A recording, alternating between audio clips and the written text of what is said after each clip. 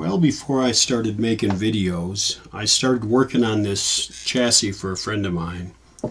This is a PHILCO model 625, which is a small console, and it's a nice, they're neat radios. They didn't make very many of them. I think about 6,000 of them, according to the PHILCO website, I forget the name of it, PHILCOradio.com or something. Anyway, there's the PHILCO gallery said there were about 6,000 of these made.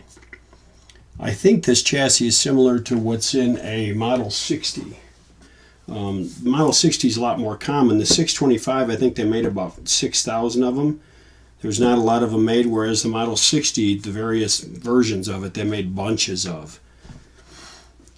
But I had to stop working on this chassis partway through because it had a bunged up speaker. Somebody had gotten to this speaker and really messed it up. So I can rebuild this speaker, but I needed parts and I haven't been able to find the parts. So I kind of got stopped on this project. And one thing led to another, and I got stuck with some other things that held me up from working on this project, and I'm finally now getting back to it and trying to get it done and get it to the guy, because he's a friend of mine and he wants to use this for a specific purpose, and if I let too much of the year go by, that purpose is not going to be that good for him. Here's a closer look at that speaker. You know what, I thought for a little bit I might try to fix this one and use it in this radio, but the truth is I can do this, but it'll take a lot of time. You see that spider is torn, and there are several creases in the cone, and the cone is beaten up too. I mean, it's pretty bad, and even the wires have been beaten up. What spurred me into jumping back in this project a few weeks back was that I found another chassis that will at least temporarily donate its speaker to this radio. And the reason I say temporarily is because I'll donate the speaker to this radio, and then I'll take the speaker that goes with this radio and I'll rebuild it for that other radio. So that other radio is a Model 60. Let me show you what that is. The radio that's going to donate the speaker for this one I'm working on, for this 625, is this Model 60 Cathedral. And these are really neat radios. This is a great radio. I don't really care for cathedrals, and I bought this radio on purpose because of the speaker. The speaker's in really pretty good shape. So this speaker has a couple of tears that I'll have to repair, but they're really not a big deal. And other than that, this is a nice speaker in really good condition. So here's the chassis for that 60. And this is a decent chassis too, and definitely worth restoring, and I'll get around to that.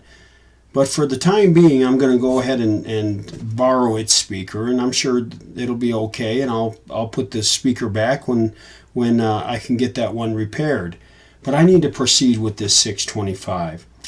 So there's the situation. I'll go ahead and set up, and we can do some work together, okay? This speaker, someone had cut it off of the chassis in the past, and then just use electrical tape to tape it back on. Now everyone that's ever worked on this vintage of PHILCO knows that at least the less expensive models, the speakers didn't have connectors. They were just hardwired directly into the chassis. In other words, the speaker leads were just wired to the terminals that they led to in the chassis without any connector in between.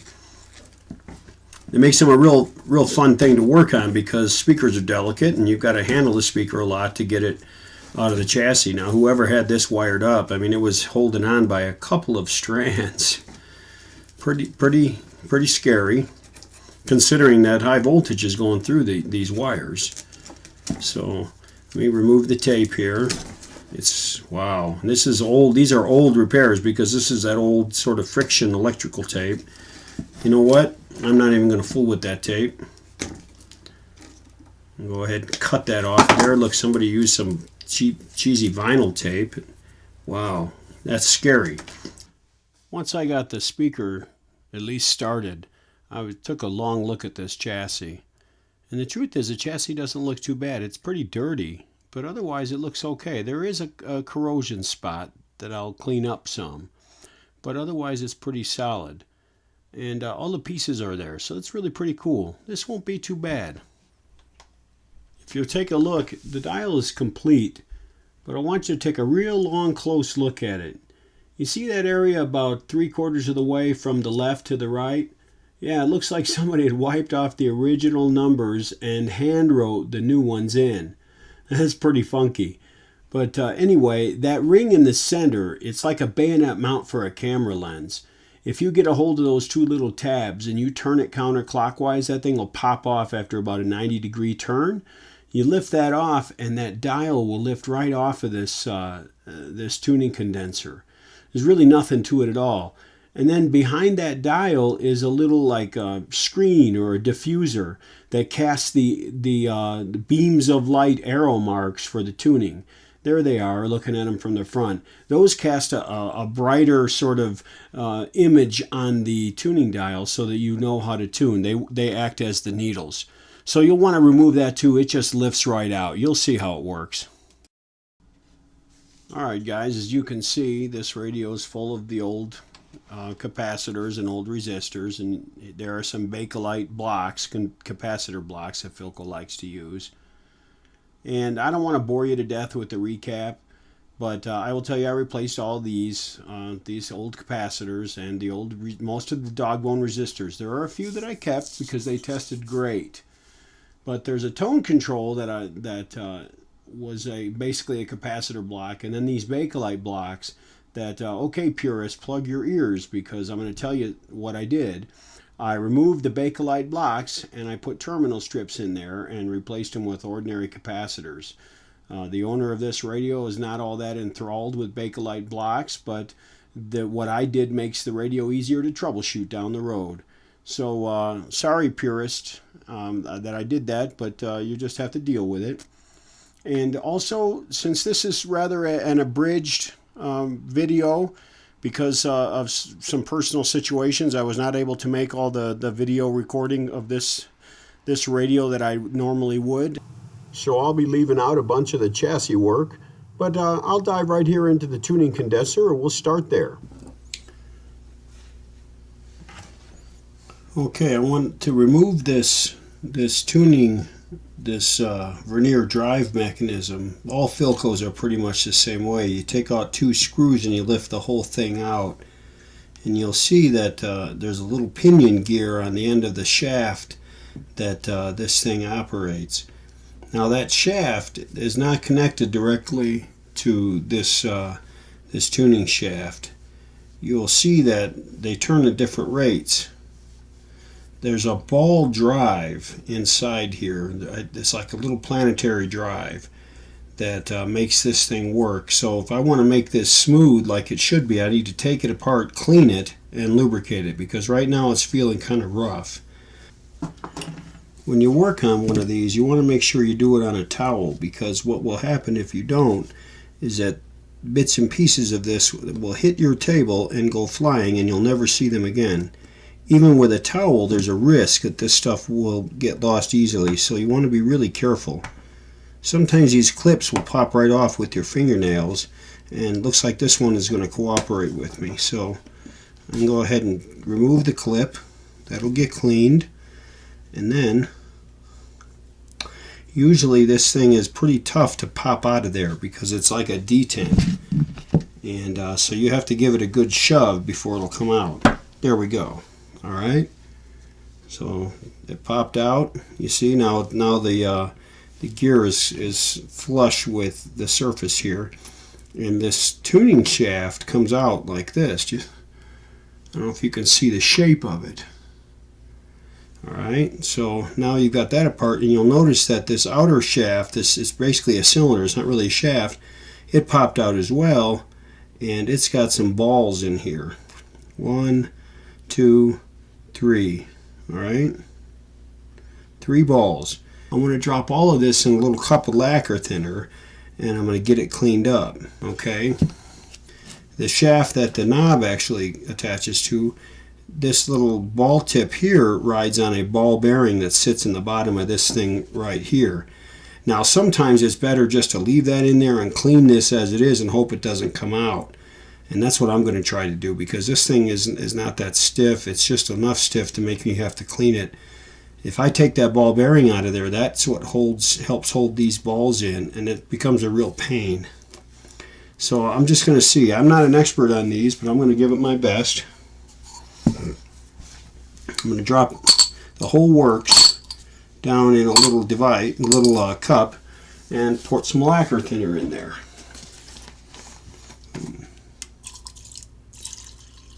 Alright, we'll let that soak for a little while I go watch a movie with wifey. And when I come back, hopefully it'll be ready to go. So let me put something over top of that so it doesn't all evaporate. Okay, I'm going to go ahead and clean these parts. I want to handle them carefully and basically get inside of them and, you know, get them with the brush, get them nice and clean, get the old grease out. That's the whole point of doing this, is you want to get rid of the old grease.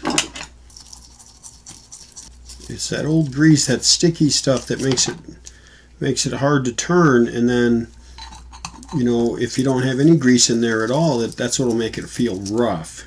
Might be easy to turn, but it won't feel good.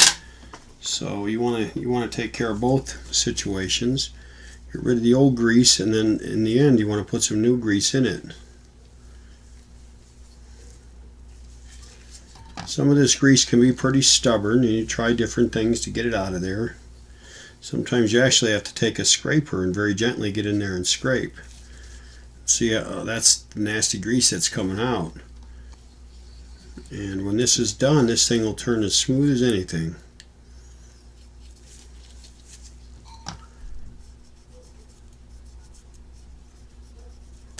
And the lacquer thinner I'm using is a little bit dirty, so I want to rinse it out with some clean lacquer thinner so I don't leave a residue on it, and then just let it dry. Okay, this piece I want to be particularly careful of because these balls will fall out. And I'm going to try real hard not to let them fall out, but I'm pretty sure they will. Because it's the old grease that's holding them in there mostly. Now that shaft has got a little detent section in it that holds them in once it's inserted, but until then the balls are free to fall out of there. So get all the nooks and crannies clean, get the gear teeth clean. The old grease is dried until it's like a varnish now. It's not really grease anymore. It's not lubricating at all. And to get down inside there, pretty much you're left with a Q-tip, just digging in there and cleaning it out the best you can. See that? Look at that.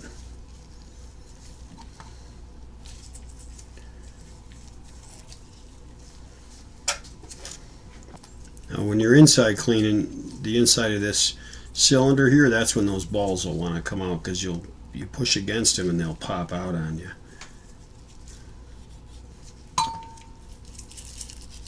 Sometimes there's so much nastiness there that you got to take these balls out to get them clean, but I think this one's going to be fine without doing that. And it makes it much simpler if you can get them to stay in there.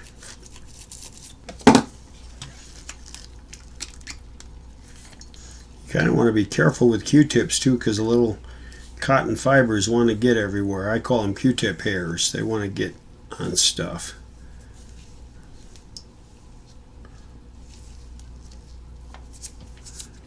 I want to make sure that ball is still down in the bottom.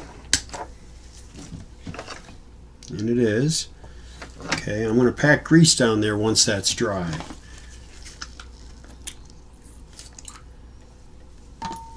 Get this shaft nice and clean, this center shaft.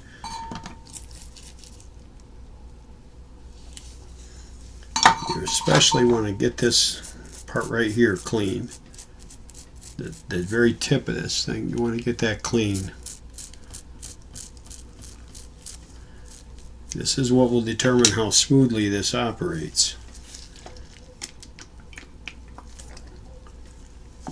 Okay, let that dry. No need to wipe the lacquer thinner off. Just letting it dry is fine, as long as it's clean lacquer thinner. Not much to getting the brass clip clean.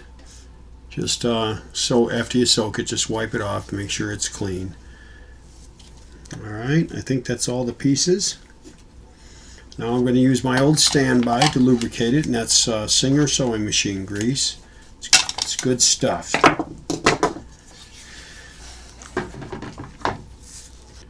You just get a little bit on there and work it on the balls just a little bit. Don't push too hard. They'll get lubricated just by the fact that you're turning this thing. Get a little bit of grease on the shaft. Alright, now before you go, so you've got a little bit of grease on the shaft here, and then you're going to insert the shaft into this deal here. Okay, make sure it's nice and lubricated, it's turned smooth. Maybe I'll put a little bit more on there. These aren't a real super tight fit. It relies on the balls for the action, but you still want to have lubricant in there. These do require cleaning periodically because they need to be lubricated and that grease dries up. So, alright, so far so good. Feels real smooth. And you put a touch of lubricant on the center shaft. And you kind of push it down in there and move it around a bit. Alright. Once you spread some lubricant down in there, you put a little more. This is one of those places where a little bit of extra lubricant won't hurt because the excess will ooze out and you'll be fine.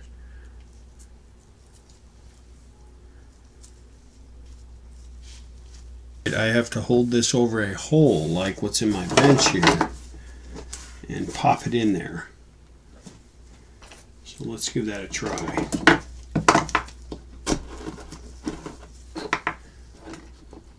And then I take a light hammer and I tap it in.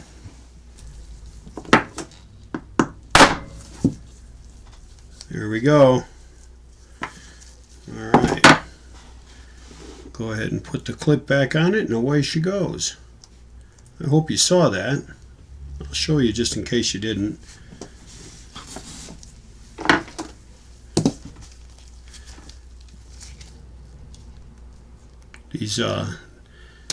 These little Vernier drives, they intimidate some folks. There we go. So what I did is I took this and I set it down in this hole right here. And it was right on the edge of the screen, so I hope you saw it. But what happens is when you push this center shaft into the brass cylinder, it pushes those balls, those three balls, outward until you get past the little detent, the little little recessed or smaller diameter section in the groove around this center shaft. And once you get to where that recess section gets in there far enough, those balls will pop back in and hold this center shaft in here. Okay, and then that's when you clip it in. Well, when the balls are, they're kind of pushed against it by the spring action of a spring that sits behind this center ball that this center shaft pushes against. So you have four balls in there. You have one in the very center, and that end of this center shaft pushes against it and rides on it. The two balls touch and they turn and they ride. And then the three planetary balls. Well, the center ball is held in place by a little spring. Okay, it's not really held in place, but it sits atop a little spring. That spring compresses as you push this center shaft into the brass cylinder. So you push it against that spring until the groove section of the center shaft comes along and lines up with the three planetary balls. They pop into the groove. Now this center shaft is held in place, and the spring from the center ball pushes against it. So you have a nice action. And so you see that here's the Vernier. You turn this center one, and the pinion gear turns more slowly than if you turn the big outer shaft. Sometimes they feel a little rough till you turn them a little bit, and they kind of smooth out.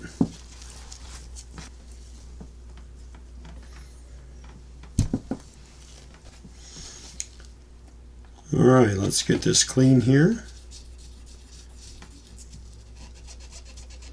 This is just a little final touch before reattaching this thing to the tuning condenser. It's amazing how dirty this stuff gets.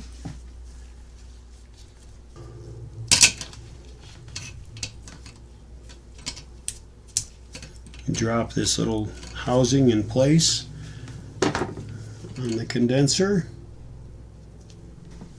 That should be all she wrote.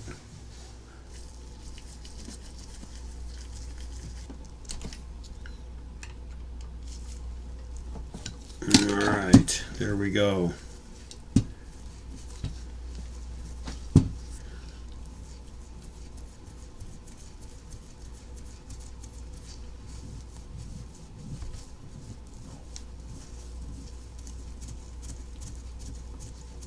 Perfect. Much better than it was. And the funny thing about these is, when you do one of these, it isn't always perfect right off the bat, but as the grease works into those balls, it gets smoother and smoother until before you know it, it's working perfectly smoothly. So I think this is where the these are where the ground straps attach. So I'm going to want to clean those up just a bit. It's easier to do it now than it is when this thing's attached.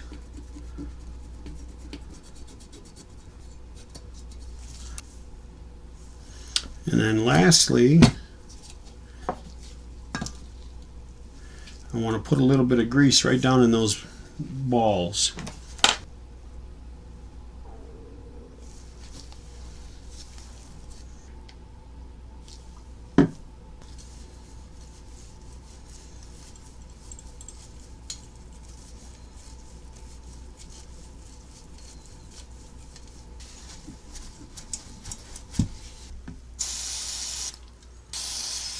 Spray a little deoxit on these contact areas. And then just work it a bit. You notice how, as the more I work it, the smoother it gets. The only thing really left is to go ahead and replace these feet. These feet aren't too bad on this, but I have it out now and it doesn't make sense not to replace them. So you have a screw with a washer. It looks like that washer is a bushing. It's a long bushing like that, so it's really not a washer. This, I believe, is a single piece that has just come apart.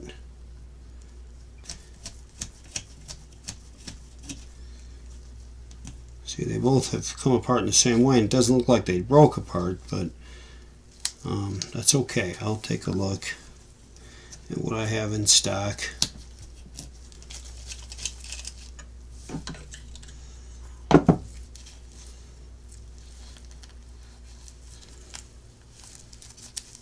It's funny how two of these are in decent shape and this one is shot. I don't know what it is about that particular position.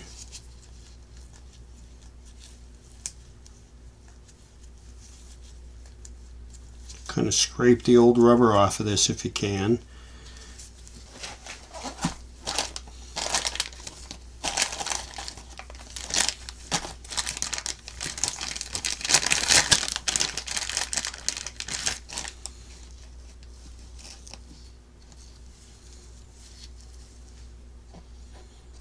These look like they'll work.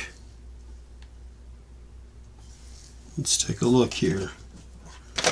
To install these grommets, you insert them in the holes in the locations on the chassis.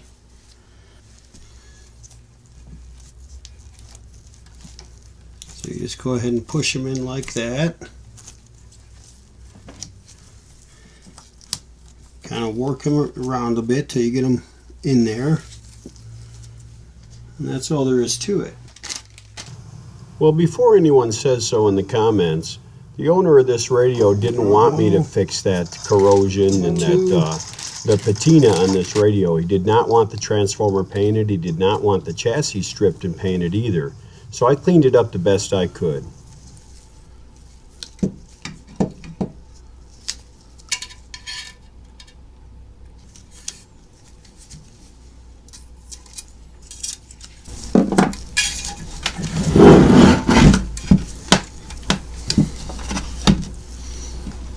Personal events have made it pretty tough for me to do a blow-by-blow of this radio, but I would like to show you the first power-up. This is the first time I powered it up. In fact, I've got the 120 volt connected through some gator wires to the radio because I have to put a fuse in it still and put a thermistor.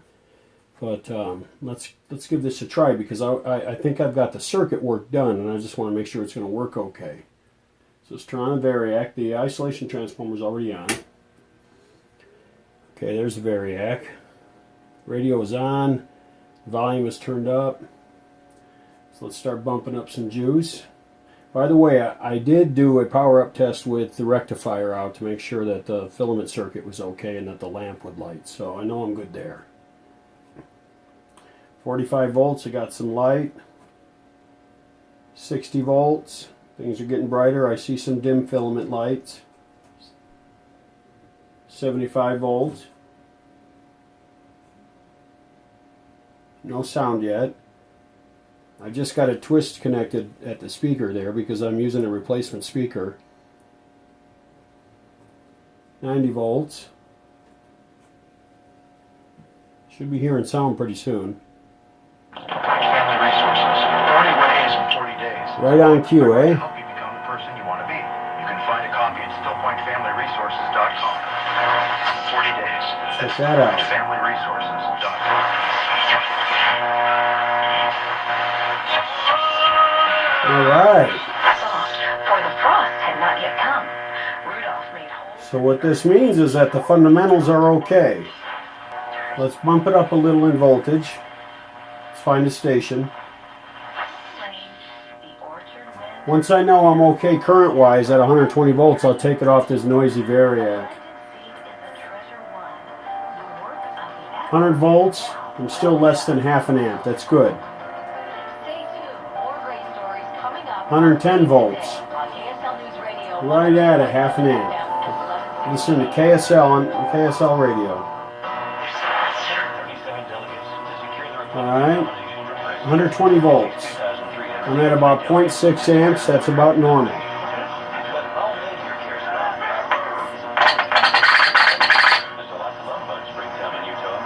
I don't know what that was.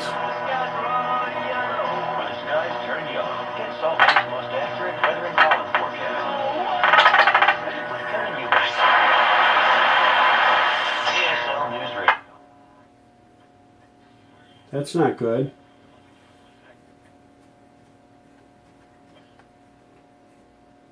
Back it down a little bit, see.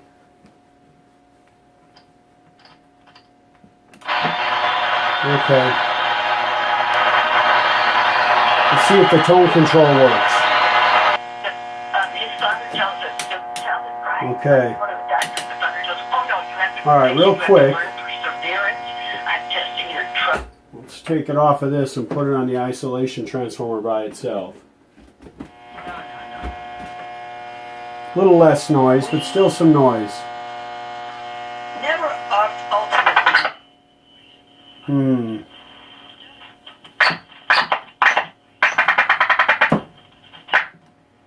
Okay, I think I've seen enough. I know it's going to work.